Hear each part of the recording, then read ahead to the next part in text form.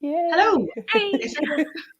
I don't know if anyone's here yet, but we are here. Hello, and welcome to our War and Peace reading sprints. We've all got our Yes. giant books. Giant books. Yes. I haven't actually read any of it in the physical copy yet because it's too. I mean, I was in Peru, and that would be like half my weight limit for my luggage just with one book. I've got it on my Kindle as well. So, yeah. So today we're going to do some reading sprints. I think we're going to do like 30 minutes, but we're going to have a bit of a chat beforehand. Actually, I should probably post on Instagram that we've actually gone live now. If you want to chat amongst yourselves for a moment. Sure we can. So I think you are both reading a different translation than I am. Yeah, so translated, annotated, and introduced by Richard Pevia and Larissa Volonkonski. Yeah, I have the other one. I have the Maud translation. I always say Mead. Why? It's Maud. It's a Maud translation, which I'm quite liking. I read another Russian book that was translated by your translators, and I really didn't like it, the way they translated it. So I'm kind of glad that I went for this. I read the Maud translation when I read Anna Karenina. Because I listened to the audiobook of that, and I feel like the Maud translations are the only ones they have audiobooks of. Yeah. So it makes a difference. But yeah, I'm enjoying the Volokonsky translation. Yeah, for this that was good. I've been swapping between listening to the audiobook, which is Thandaway Newton, reading it, and then reading it physically. And it is a different translation, but so far it's not been too distracting for me. Oh, that's good. Which is good. And yeah, that's probably why I've been able to get through it, is because I am kind of like mixing it. Yeah, I'm doing the same. Yeah, I normally do. I'm an audiobook. I love an audiobook, but I haven't, because I'm decided to stick to one translation. I haven't been listening to the audiobook for this one, which maybe is the reason. We talked about this before we went live. I've read like a third of it. Everyone else is ahead of me in my own book. Yeah, halfway through. I just finished volume 1 in my edition, which is like the split. Exactly. It must be split differently then. Well, I had the one of the audio, because I have 2 audiobooks. One is volume 1, one is volume 2. So I just split it that way. Because we were trying to work out which section of the book is the musical based on, and ours seem to be completely different. That's so strange. For those of you who do not know, there is a musical that was like 2017 called Natasha Pierre and the Great Comet of 1812, and I have become obsessed with it since having read this. But it's based on like 70 pages of the book, because really, if you're going to make a 2-hour musical, you can't do the whole book. You know, bravo to Les Mis for trying. But I think this was an easier option.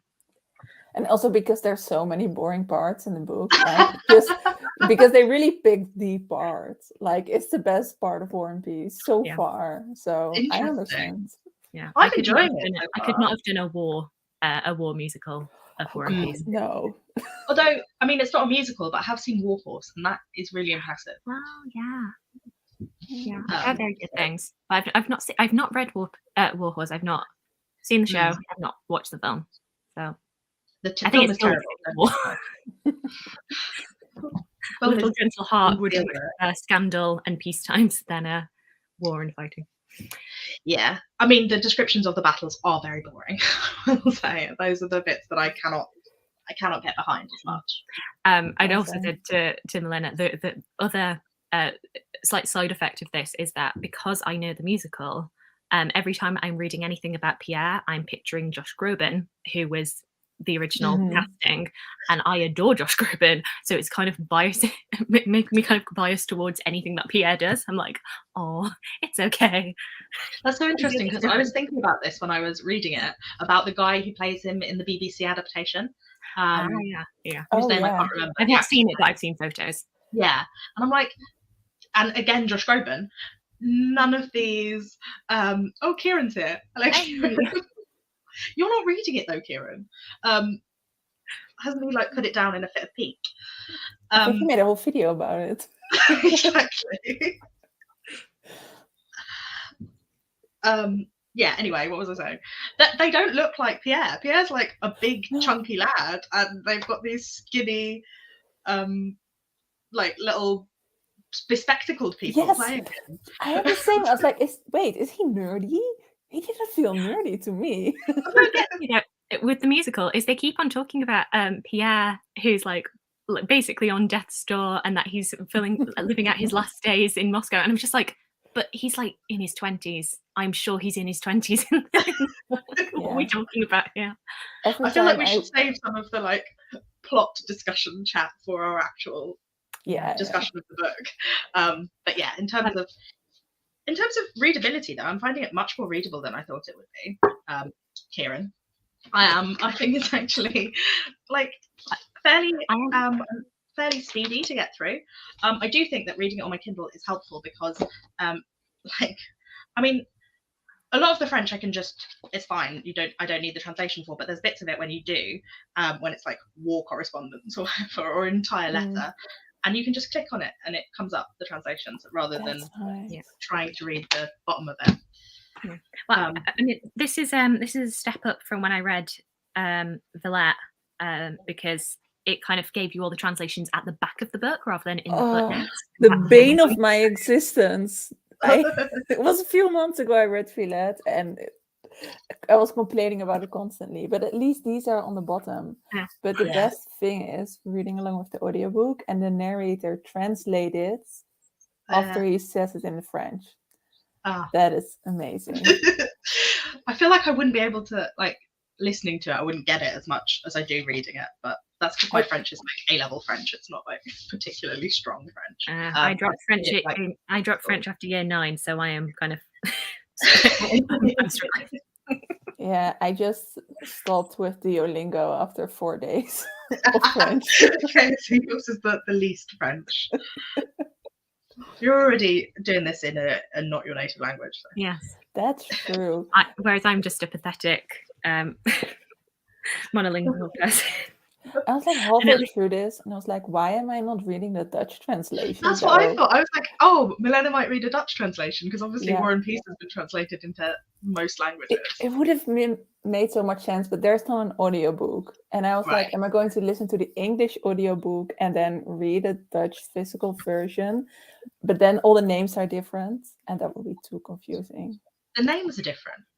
Oh, they are spelled differently. Even Leo Tolstoy is spelled differently when you translate his name into Dutch.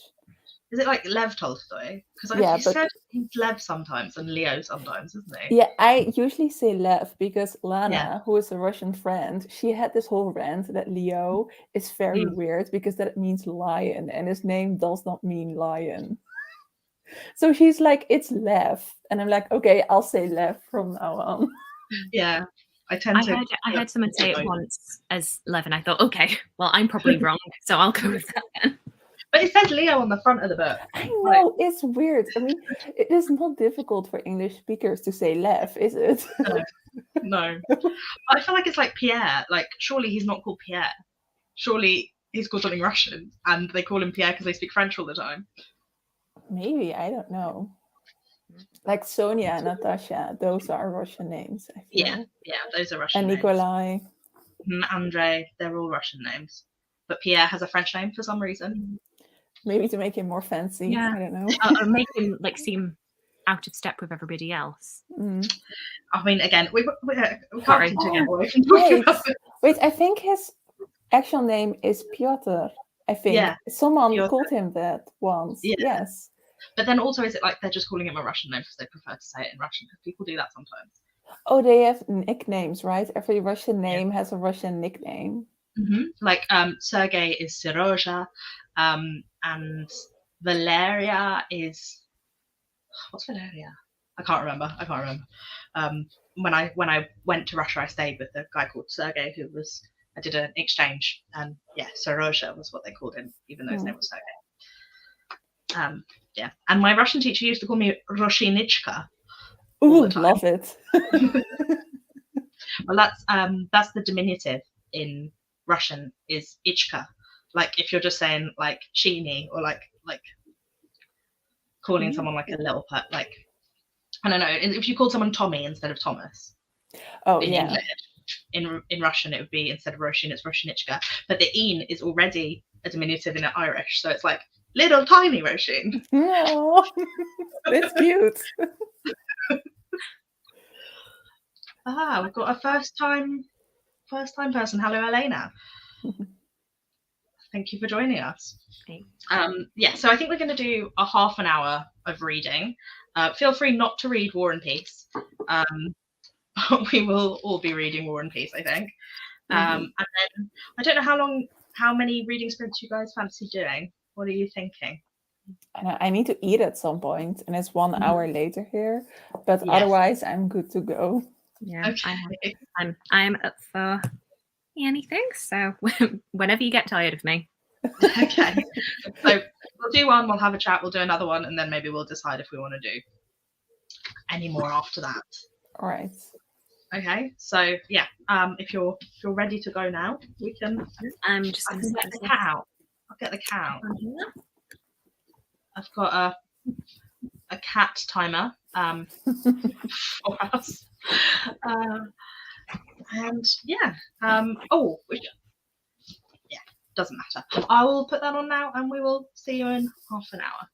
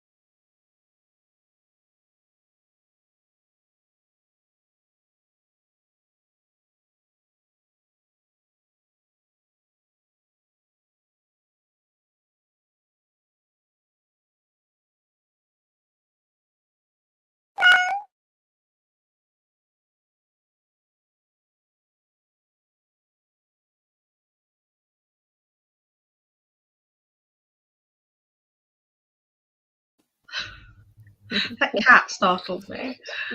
No, I didn't hear it. Oh, did you know? It's like meow. Yeah. I don't know if Kieran's still here, but he said, I bet Charlotte won't like War and Peace because it isn't a musical or doesn't feature Empress Matilda. Little does he know. Missed the beginning conversation. It is a musical, Kieran. So if you are here. Yeah. This is how you get me to read big books, is attach a musical to it. Yeah. Oh yeah, I forgot how much you love Les Mis, of course. I will say from his earlier comment, I'm pleased to see that Les Mis does seem to rank higher for him. But not higher than WAP, so... Yeah, he's clearly a lover of literature. Kieran and big classics is just controversial. Like, I mean, yeah. Doesn't he have a reputation for not liking books? In general. Middlemarch as well. He didn't like Middlemarch. No, he threw it in a field. Yeah. Good. I've just finished that one actually. Ooh, did you like it? Yes, I did. But for some reason, I thought it would be a good idea to read Middlemarch and War and Peace at the same time. It is not. I did listen to the audiobook of that one, so yes. Yay, Mary. Of course. If I'm on a live stream, I will either talk about Les Mis or Empress Matilda or both. Well, I mean, yeah, there's the excuse to talk about both of them, so yeah. Now, Mary is currently reading Les Mis, and she's really loving it as well. Yay! I have it. My laptop is actually currently sat on it. Oh, is it? Great for rolling up laptops. But I have not. But it also, I don't know what happened. It got a bit battered. Ooh. What translation is that one? This one is Norman Denny. Interesting. No, because I can't remember what the first version of Les Mis was, but it was the Everyman classic one. But when we did it a couple of years ago, I did it for the Christine Donahue one, and I really loved that translation. Okay. So that's my recommendation. Okay. Yeah, I'll never read it. Yeah. It's like, will I get around to it? Will I? Don't care about sewage. It's only like 25 pages. It's fine. That's 25 pages too much. It's also like I'm probably not going to read Moby Dick because I don't care about whaling. Like, it's just, when I read Les Mis, I only focused on that novel. I rarely do that, and often read multiple at a time. I honestly dreamed about it every single night. That's wow. Yeah, that's a lot. I never read one book at a time. I can't. Yeah.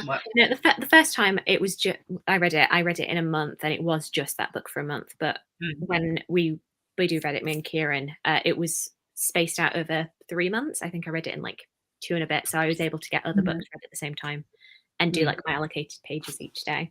But it was one of those where like I know I loved it because I felt like bereft after I finished it. I had that like that can't be it. That can't be the end of it. Even though I'd gone through like 1,300 pages of book, I was still like, no. Oh wow.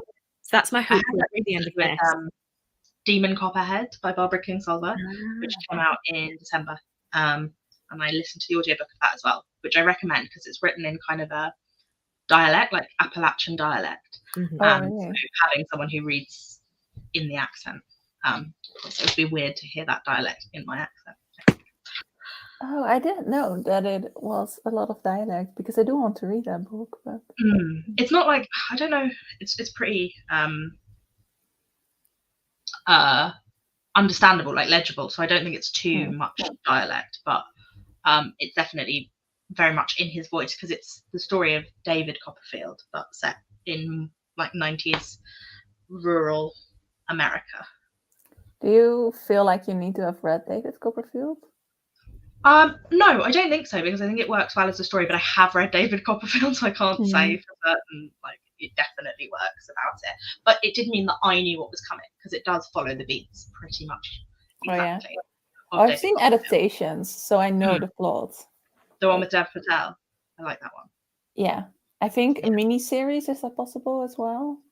I've seen something else as well. The BBC has made pretty much every Dickens into a mini-series at some point. Yeah, that's true. Mary says she keeps thinking about the musical. Her love for the musical helps with reading Les Mis. I have never seen Les Mis, the musical, either. Not read it, not seen it. I would recommend not watching the film, at least not first. Okay. Because that has been known to ruin it for people. But that's my very biased opinion. Milena agrees. Well, it's that film. I think it's Russell Crowe that just kills me every time. Yeah, it's because Javert is my favorite character in Les Mis. And he's not funny, but the way that Victor Hugo describes him in the book is really funny, because he's such a like stern, follows rules kind of person that you can poke fun at him in the text, and he does, and it's delightful. But it doesn't come across at all. Because just can't sing the part. I've seen the BBC miniseries, Les Mis, which is an adaptation of the book rather than the music. It's not the musical, it's the book. With Lily Collins, though, not my favourite, I have to say. No, I loved the. I've got the DVD of that somewhere, so I need to rewatch it. I've watched the miniseries of War and Peace actually as well. But yeah, I'm gonna watch that after I've finished. I've got in my mind a picture of the guy who plays Pierre wandering in the snow. Yes, and that's it. Like that's all I can remember from watching the whole thing. And Andre like running into the house. But I think I've read that bit already. Oh yeah. I think I know what bit that is. Yeah. So yeah, I clearly don't remember miniseries very well. So that helps. Oh no. But it's a blessing, because then you can watch it again. Yeah. Or just read the book and have no idea what's coming. I didn't know there was a comment. How are we feeling about the book so far? Mary wants to know. It took me a good 200 pages to kind of get my bearings. But once I did, I've kind of like breezed through it. And as I was saying earlier, when I got to the bits that the musical is based on, I was like, yes, want all of this. So now, I'm finding, predictably, the war sections are not my favorite thing. But there's usually, it's not entirely just battle. There are bits of like discussions of like Napoleon, and just the conversations around like the strategies, which are usually like just full of a lot of mocking, which I quite enjoy. I've just read a bit where he's really mocking Napoleon, and I find it very funny. There's a lot of sarcasm in there, which kind of pulls me through. But I am much more enjoying the peace chapters myself. That's what I'm kind of like working towards each time. What about you, Milena? Oh, same. The war bits like just knock me dead with this book, because I am so bored. These chapters were again with war, and I was like, oh no, stop. And then once we get into like a living room, then I'm like, oh yeah, this is cool. This is nice. But I heard someone say that it's like Jane Austen if she put the bits of the Napoleonic War in the book. Like, yes, and if she like the women are not not Jane Austen quality. Like she would have done a better job at writing those women. Especially, I feel like Sonia, Jane Austen could have done so much with her. Yeah. But yeah. I think his humor is similar, and like his mocking of the upper classes. Yeah. Is that in common. I'm enjoying it. I enjoyed it from the get go, though. It didn't take me any time to get into. I don't know. I can't remember if the very beginning was dull. I can't remember. Oh, it's just a big chunk of French, isn't it? But no, it begins with a party, and I enjoyed the party Yeah. at the beginning. And they're like going through the different rooms and all these different people turning up in the party. It reminded me of that Russian film that's all one shot, that they're in a ballroom in like the 19th century. And it's like all one shot. It made me think of that. But oh yeah, I like it. Again, the battle scenes aren't my favourite, but I do quite like the bivouac scenes, like when they're in the camp and they're just like talking to one another, or like or when like Rostov is like riding to see the king because he's got a message for the king, and he's like, and he's all alone. I like those scenes, even though they are part of the battle. I don't like the strategy scenes. I don't care where you're moving your cannons. I don't care. But I did enjoy it. Like, I can't picture it in my head either. I can't like picture the battlefield and picture where you're moving your cannons. Like, people try and tell me that military history is so interesting, and it's not. It's not. To me, it feels like I'm like at a party, and like this man wants to impress me, and he tells a lot of things about this very important job, and I just want him to walk away. That is like the war parts for me of War and Peace. It's like it's just like someone's reading a spreadsheet. Like, it's not that yeah. But then they'd probably shoot back at me and be like, "Oh, well, the bits that are in like the peace bits are just like all like the same criticism that you get for Jane Austen, which is like, oh, everything's happening in living rooms and nothing of importance is actually happening." And I'm just there like, but you don't understand. Everything is happening in that living room. You just know. It's more about like psychology and the inside of people's minds and like characters and class, and all of those things are played out on an interpersonal level rather than but yeah, I don't know. I feel like do you remember that show where people redid old battles? And they had to like push their, like Churchill had his little things, and he pushed them around his map with his big stick. I feel like that's what they want to do. They just want to play a game with it. Oh my gosh, the men are just so bored. Yeah, I mean, I find certain aspects of social history very boring as well. Like, it's not limited to military history, but I'm not a historian, so I do. Maybe it says something about me that because I like the peace sections because I enjoy the scandal and the gossipy nature of it. That was a gossip. That's not, it's because I'm not like, I am not a confrontational person in the slightest. I would never want to be the subject of gossip, but I enjoy hearing it. Just sitting there, not contributing, but just listening. It's like, about it. And that's what this book gives me. I'm like, I agree. Tell me more. I also feel like the growing bits of the characters are happening in the peace parts. Like, they are caused by the war parts, but we don't really get, especially I think Andre, I find him interesting when he came back. But during sorry. Bit I just read, I was like, I quite like Andre, and then I'm like, oh yeah, peasants, just send them to Siberia. It's not so bad for them, is it? They're peasants. I'm like, well, maybe the Bolsheviks had a point, Andre. Yeah, they have it coming to them, but I do think that in a war, he's so boring and so obnoxious, and then once he gets back, we get to know him a little bit. So. Yeah, there are things in here where I'm like, oh, I don't like you anymore. Yeah. I mean, they're interesting, complex characters, aren't they? They're not straightforward. Well, the men are, at least. They're not straightforward with do you like them or not.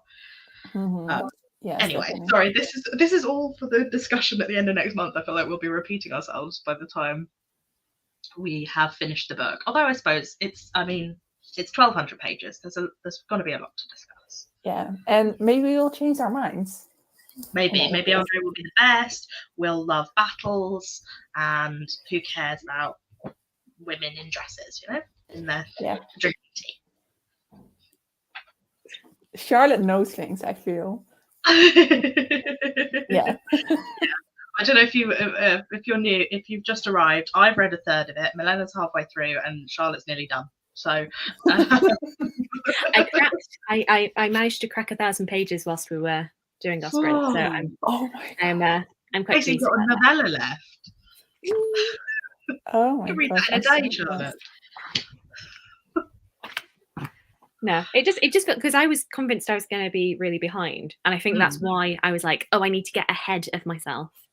But what this is going to mean is that come May, or whenever it is that we're doing our final discussion, I'll have forgotten everything unless I watch an adaptation. That's your excuse to watch the adaptation. Yes, it'll sink into my brain better.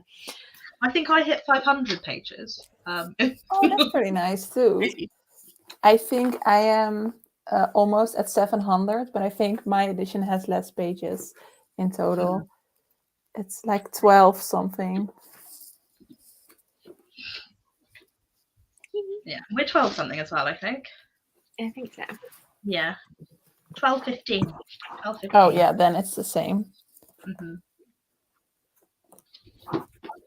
Yeah, I'm excited to read more war parts. Yay.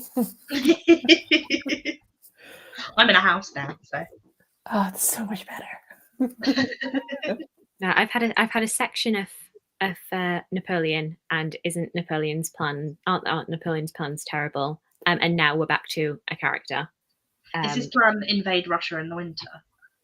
Yes, because I think that's a bad one. It's really funny though, because he was like, here are all of the things that Napoleon could have done, and what did he pick? He picked the stupidest one. Oh, yeah. Because Napoleon is a genius. And I'm just like, okay, Tolstoy, calm down. I love it. I mean, you're right, but calm down. It was a lot about that he was very small. Like, they mentioned it multiple times, like in one chapter. So mean. It's a short king. Though I was at a talk the other day about the book Uproar, which is all about the satirical prince like James Gilray and such. And she was saying that he's actually average height, but because of all of these caricatures, we think of him as being like a very, very short man, and he wasn't. He was 5'7". I feel like I knew that, but it kind of he was like 5'7", which is 1.73 m, Milena. Oh, that is not small for a Frenchman. Apparently. For a Frenchman. I mean, for a Dutchman, he will be tiny, but for a Frenchman. Yeah. Well, also for 1800, I feel like it wasn't short. That's the other thing, isn't it? Like, I know. That is only a few centimeters smaller than I am. Yeah. Aw, now I feel bad for him. He was taller than me. Poor Napoleon. No, not really. He was a dick. But... Well, I love that the worst thing they could think about of this like raging dictator empire trying to invade the world was he's a bit small. I always think of Lord Farquaad from Shrek. Yes. I think he had better hair than Lord Farquaad. So. Oh, I hope so. Should we go for another half an hour then? Yeah, let's do that. I think we should.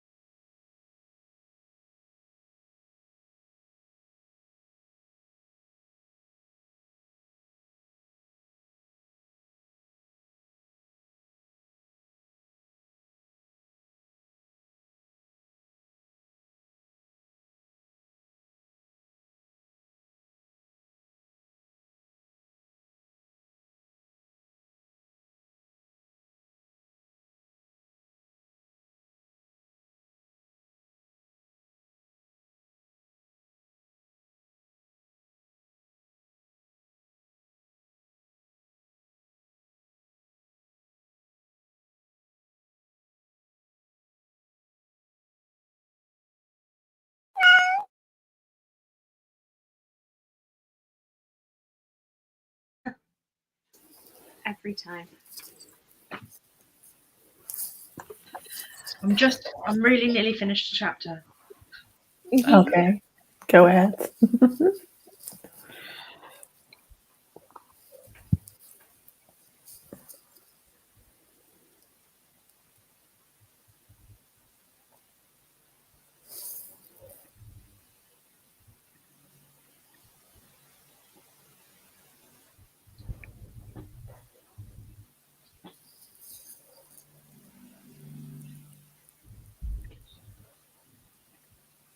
Right, there we go. Finished the chapter now. Okay, let's remove that. Okay. So everyone who's watching, are you all reading War and Peace, or are you reading something else? What are you guys reading? All answers are valid. Yes, you have to be reading War and Peace to be here. I got to a good part again, and then I was like, "Oh yeah, I want to be here." And then one of the characters was like, "Off to war," and I was like, "No!" And then I had a whole chapter on who was present. Yeah. No. I think if you look, I've read the Iliad, and if you can get through the Book of Ships, you can get through anything. That's my personal belief. This is why I'm so looking forward to the Emily Wilson translation, because I have faith that she's going to somehow make the ships, the catalogue of ships, interesting. That should be coming out this year, so I'm quite excited. Oh, that is it. Rereading War and Peace, also A Room with a View, The Idiot, and Mistress and Maid by Dinah Craig. Wow. That's a lot of reading, like all at the same time. Room with a View, I love. I love A Room with a View. Too. I've not read Another Idiot. That's interesting. Maybe there's a book club. Oh no, it's the same person. Oh, it's the same person. I'm just I think as opposed to the Idiot by the recent book that is called The Idiot. Oh, the author's fallen out of my head. Yeah, me too. I can see the cover. Right. It begins with an E. I think it's so bold to use a title for your book that is also a famous classic. Yeah, that's the one. Yeah. Yes, I agree. Like, let's write a book called War and Peace, and yeah. Oh, and Jonathan Strange and Mr. Norrell. I was thinking of making that one of the book club picks, actually, because that's enormous as well, isn't it? Yes. Yeah, it's big. I bought it a few days ago at the bookstore. But it might have to be next year, because I've got there's only 6 books a year, so there's not that much. Oh, yeah. So we're doing Possession with by A.S. Byatt with Kieran next, and then The Shock Doctrine by Naomi Klein with Sunny from A Sunny Book Nook after that. And I also want to do Babel, I think. Oh, cool. Everyone keeps on telling me that I need to read that, which is interesting considering I'm not typically like much of a fantasy fan, but because I think because it's set in Oxford and because there's like a bit of a historical element to it, everyone's been like, Charlotte, you must read. But I'm not a fantasy person either, but there's so much interesting discussion around it at the moment. Charlotte, maybe because you loved Ellie LaRue so much? Yeah, maybe. Have you read it, Milena? Which one? Babel. No, I haven't. I have been getting into fantasy, but I'm not really diving with academic settings. So I'm trying to avoid that. And maybe in the future I like it again, but 1,000 pages for Jonathan Strange and Mr. Norrell. Yeah. Oh. Yeah. That's another one that because it's got the fantastical element to it, I've not been drawn to, but it's set in York. And so I feel like I should, because I love York so much. And also Susanna Clark, such a good writer. I thought Berenice, so well written. I thought it was really well written. So that's why I bought the other book. I also have her short story collection. I don't know if she's writing anything new. I would love that. I kind of wish I hadn't read A Place of Greater Safety already, though. I think that would be a good one as well. More French history. I need to do that one. but it is kind of like hyping myself up to do. It's another one of those books that once you're over halfway, you won't be able to put it down. Like it's so thrilling. When you're in the terror, the Russian Revolution terror, it's quite like the thing that I think Hilary Mantel does really well is that you know what's going to happen, and yet you are there being like, please don't let this thing happen. I know it's going to happen. The woman made me cry over Thomas Cromwell, which no mean feat. But yeah, and then the other one I want to read maybe this year is Our Share of Night by Mariana Enriquez, who is a Argentinian horror writer, who I've read her 2 short story collections, Things We Lost in the Fire and The Dangers of Smoking in Bed. Oh yeah, I've seen that one around. Yeah. And she's come out with like a 600-page horror novel. Oh my gosh. I thought that might also be fun. That is really something different. That is fun. And it's like new this year and quite popular, so I think. But both Babel and Our Share of Night are still in hardback, so that's making me a bit more like maybe just one of them, because it's a lot to buy a big hardback, and you can't. It's hard enough to carry around these big paperbacks. Yeah. But they also have audiobooks, then maybe. Yeah, that's true. I just need to find some co-hosts for those ones because I haven't asked anyone yet. So Jonathan Strange constantly seems to be on some sort of daily deal on Audible. The 2-for-1. Oh, I need to get that one as well, because I'm not going to read the whole physical thing if it's 1,000 pages. I will need the audiobook. Yeah, it is much easier when you have audiobooks for these big ones. That's probably why I'm being slow with War and Peace, because I want to stick to the one translation. I don't want to jump back and forth. Charlotte, you know what book I started yesterday? The House with the Golden Door. It's so good so far. Like 5 minutes in, and I was already like, "Oh, I'm back. It's been 2 years, but I'm back." That's what I found as well, because it had been about a year and a half since I read the first one, and I thought, oh, do I need to reread the first one? I don't really. Well, I didn't have a copy of it, and I've got lots of things to read. So I just jumped in and thought, fingers crossed. But no, I loved it even more than the first one. What's this? This is the Wolf Den trilogy. There's been 2 out so far. Did you not like the Wolf Den? I did not. I thought you didn't. I did not think it was particularly well written. You're not the only one who didn't like the writing. I remember Lucy from Crescent Pages saying the same. She's like, "Why did you give that 5 stars? I didn't like it at all." I was like, "Excuse me, I loved it." Yeah, it was not for me. Although, obviously, that's not a Greek myth retelling. It's like set in Pompeii, but it feels similar to a lot of the Greek myth retellings in terms of like the vibe. And I have never read a Greek myth retelling I liked, despite having a classics degree. Like, I literally studied this for 4 years at university, and I have never found one I liked. Then it's cursed. Then you would never have liked it. Except maybe like Anne Carson's poetry or whatever. But I feel like poetry is very different from a novel retelling. Yeah, but also Anne Carson is something else. Like, you cannot compare. Yeah, and I don't know if there are. I don't know what people would be like. No, this is the best one, and you will actually like this one, because I feel like I should like something, but I don't know. I'll have to keep digging. I love them so much. So Pat Barker. I love other things by Pat Barker, but I didn't like her Greek myth retelling. I've only read. What's the famous Margaret Atwood book? Why am I completely blanking on? Oh, sorry. Her most famous book. I like The Handmaid's Tale. I hated The Penelope, but I feel like it's very second wave feminism, and that's why I didn't like it.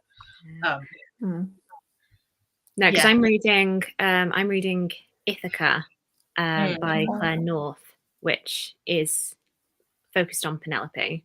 I've not gotten very far in that one, and it does. And I did think to myself, like, is this going to be a bit redundant, because I have done the Penelope ad, but it feels very different. So, I mean, Penelope is a very interesting character. I like her as a character. So yeah, me too. Where people would want to write her. No one's done a Medea. I love Medea. There's no Medea retelling I can think of. I think there is, because I was reviewing for my wrap-up Medusa, and I kept saying Medea because I've read something with her in it recently.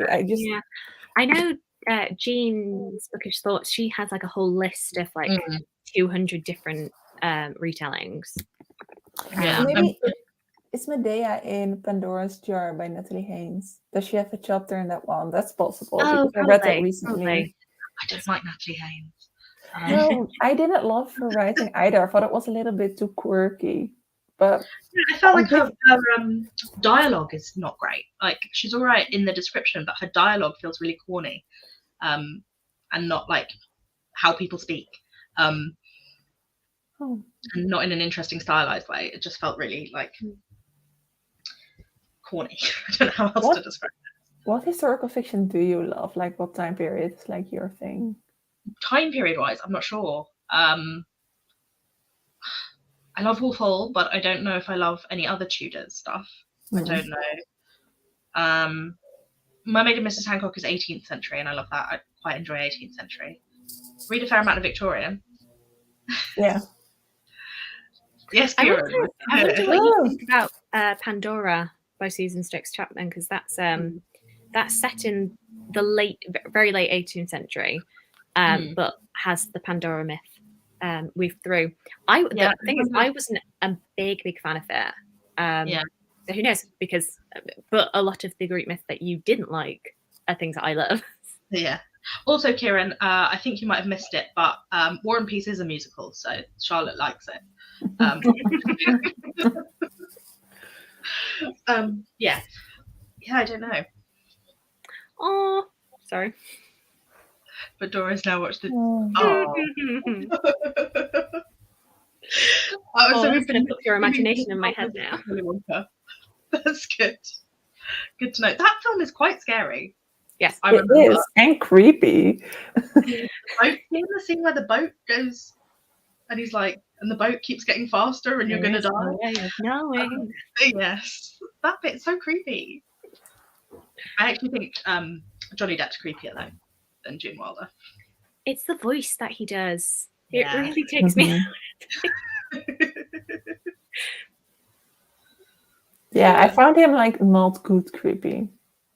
No, because Willy Wonka should be creepy.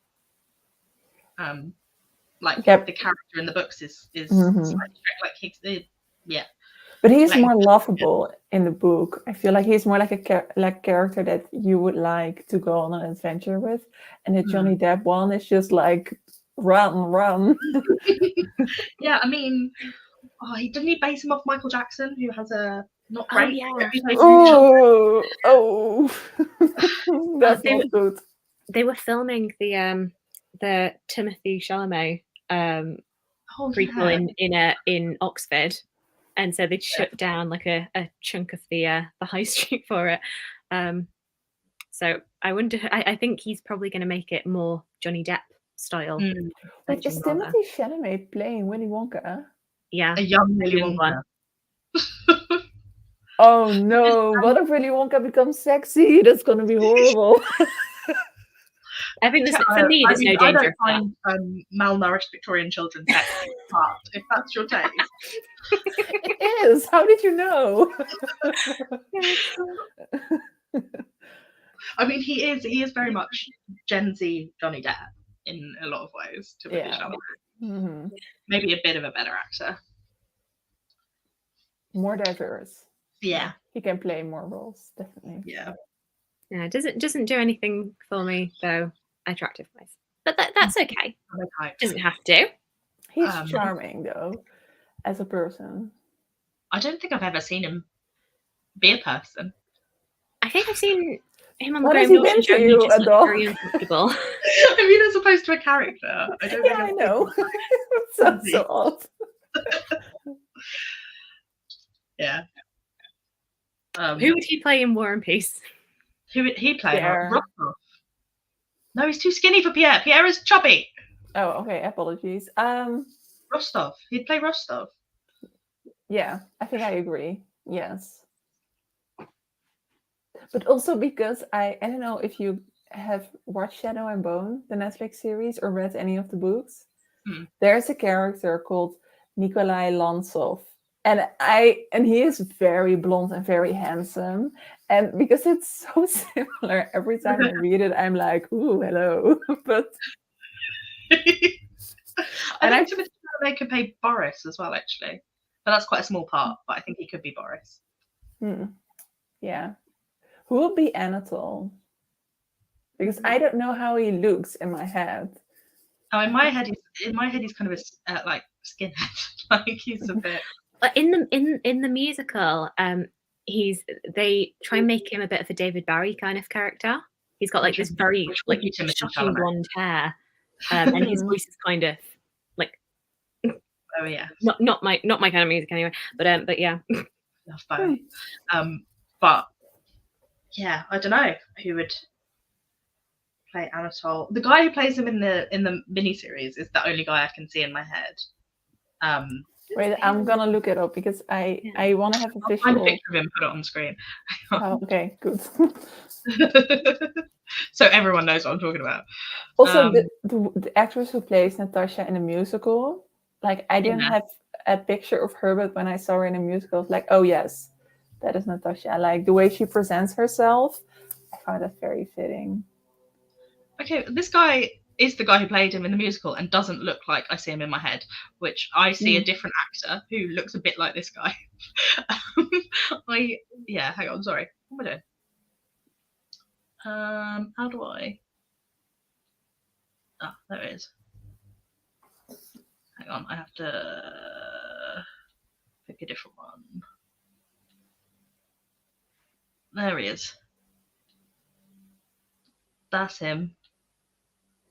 That's the guy who plays him. That's not what I see him as looking like, though. Is that Anatole? Really? Yeah. He's not handsome enough. No, he's not. Because that is his whole thing. Who's the actor? Callum Turner. Wait.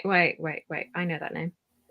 It's not working for me in the sense of how I imagine him. Oh, yeah. Okay, he's He's too likable as well. He's Frank Churchill in Emma, in the new Emma. That's why I know his face. Oh, that will work. And I wasn't a fan of him in that either. No, but they're similar characters.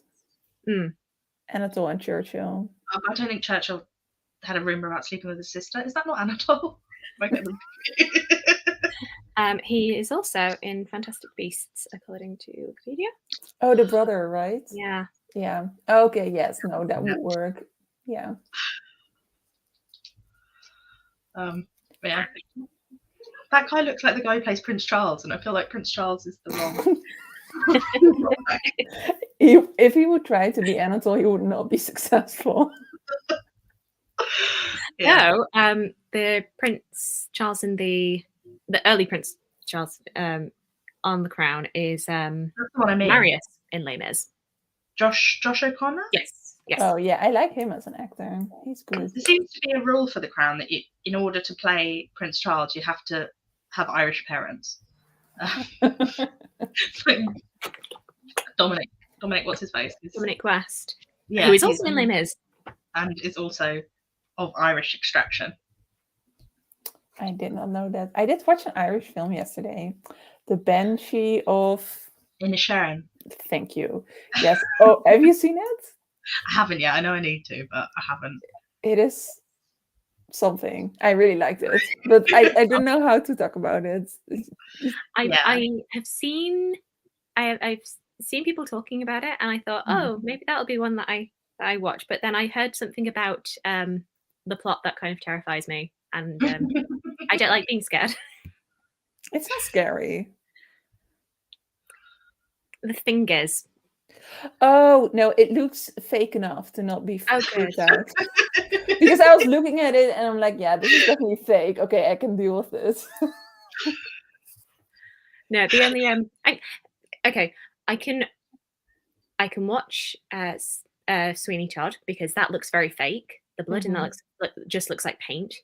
I can't do Game of Thrones. I don't know why I can watch the gore in Game of Thrones and that's fine, but anything else, I'm like, stay away.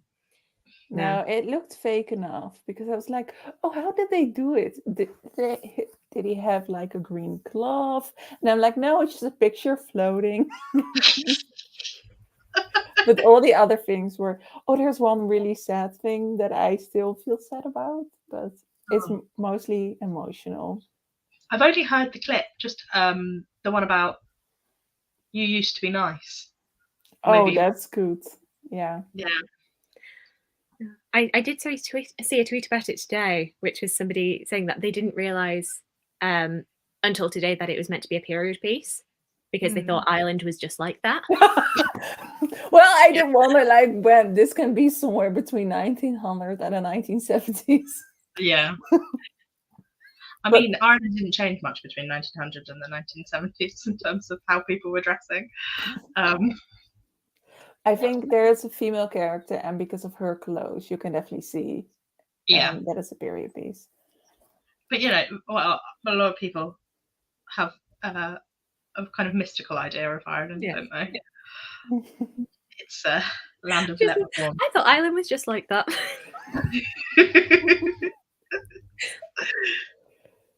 Yeah. So what time?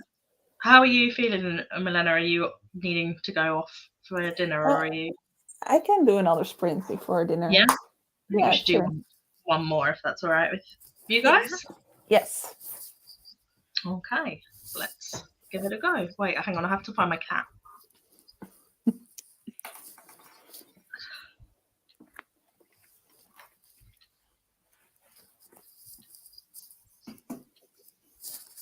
So also, I feel slightly awkward knowing people can see me whilst I'm reading. So. Oh, you'll get used to it. It takes a while. Okay, I'll start now.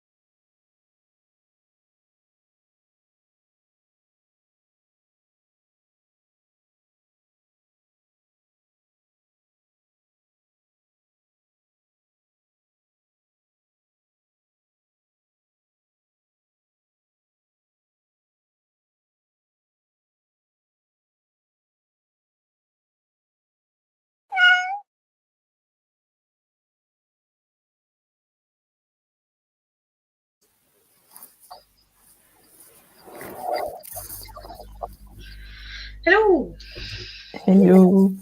How was that one? Good. Almost at the end of the section. Oh, I thought you were going to say at the end of the book. We still have the kitty in the screen. Oh, sorry. Stare at a cat.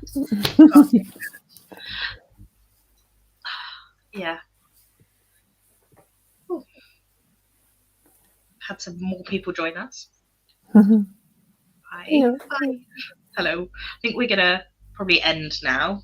But if there's anything you wanted to mention, or if there's any questions from anyone watching. I remember us talking about Napoleon's hair, and then I forgot to say it in the last little chat bit, but then literally this. His short hair had evidently just been brushed, but one lock hung down in the middle of his broad forehead. And then it goes on to say that he has a rotund stomach, a tightly fitting clothes on his fat thighs, his plump white neck. That's how he's described. Very nice. Yeah. But I still think that hair sounds better than Lord Farquaad. So yeah, I agree. you were right. I've had a few Denisov chapters back to back, and every time that I don't have a Denisov chapter, I forget the rogue G's where R's should be. And it takes twice as long. I don't know if your translation does that, Milena, but Denisov speaks funny. And so they've tried to do that with the spelling in our translation. Oh, I think I am spared with that, but I think the audiobook narrator kind of has a lisps. Right. Yeah. So it's not fun. I remember Basically, there was anywhere that an R should be pronounced, there is a G instead. Oh, no, a G as well. So you're kind of reading it like, what? Oh, that's so annoying. Oh. First time it came up, I thought, oh my goodness, I have found the most amazing typo in this book. And then I realized, oh no, this is a choice. Oh, why did they make that choice though? Because I don't feel like I am missing anything. It must exist in the Russian. In the Russian, there must be a random letter thrown in. I don't know whether it's a G or not, but I don't know.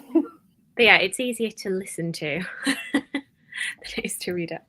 I was reading this other classic, and the narrator also decided to give one character a lisp, and I think that's such a weird choice. Unless it's stated that they have a lisp, it does seem unnecessary. I cannot remember. No.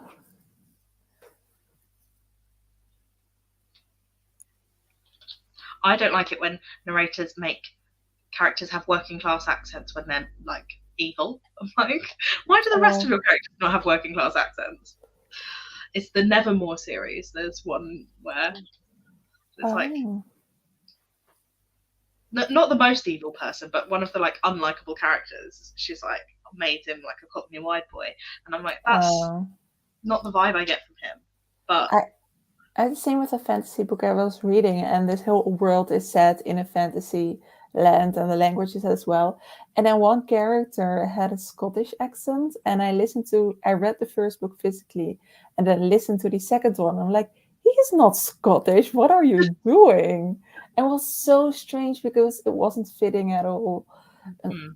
Like, it's the same if they're trying to make somebody sound unintelligent. They'll either go Cockney or Northern, and that really annoys me. Yes, of course. Yeah. There are plenty of people who speak with an RP accent who are stupid. Bertie Wooster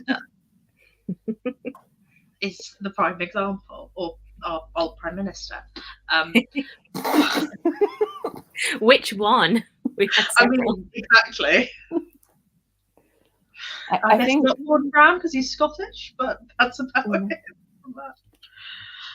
I think when a narrator wants you to know that someone is big and broody, they just give it a Scottish accent. I think narrator voices has been something that I'm noticing a lot more recently, like having more picky taste about it. Mm. Like I read On Beauty this year and I loved the book, but the narrator was so annoying because he wasn't particularly good at a British accent and half the characters are British. It's like fine if it's just a few lines or like one small character that you're not very good at doing, but I don't know. There was one book, Amnesty by Aravinda Diga, which was set in Australia, but it was about Sri Lankan characters, and I think they picked the narrator because he was of Sri Lankan descent, so he could do like a Sri Lankan accent, but he could not do an Australian accent, and for some reason he could do the entire narrative, like all the descriptions, in an Australian accent. I was like, oh, what a choice. Have you ever met an Australian? That's painful. You know what? My biggest pet peeve is when they say a sentence in a way that it's a question at the end, but it's not a question. It's a lot done in middle grade, and it's so annoying. No, not to bring everything back to musicals and Josh Groban, but so they've just opened Sweeney Todd on Broadway, the new revival, and honestly, most of the characters in that have a Cockney accent, and I have heard bits of this show, and it's sung beautifully. I'm sure it's brilliant, but Annalie Ashford's Mrs. Lovett Cockney accent, like, is really upsetting. Oh no! It's like it's worse than Dick Van Dyke, and I think it's meant to be a character choice, but I also think that she thinks it's very good. Oh. I recently saw Cabaret in the West End. I have not. And it was really good, except that. So Sally Bowles in the book is British, but in the movie is Liza Minnelli, but in the stage musical is British again. And they have an American actress doing it. Mostly all right, but not perfect, but it's fine. Although she's not a great actress, she reminds me of Emma Watson. And then they have a British actor playing Christopher Isherwood, who is British but is an American character in the play. Very confusingly. Oh, I didn't know. I'm sorry, no, that was me. That was me. Yeah. Anyway, and he was doing the British actor American accent, if you know what I mean. It's like very specific. Not all British actors. If they're in a film, they're usually fine. But on the BBC, there's like this British actor American accent that's like doesn't sound like American.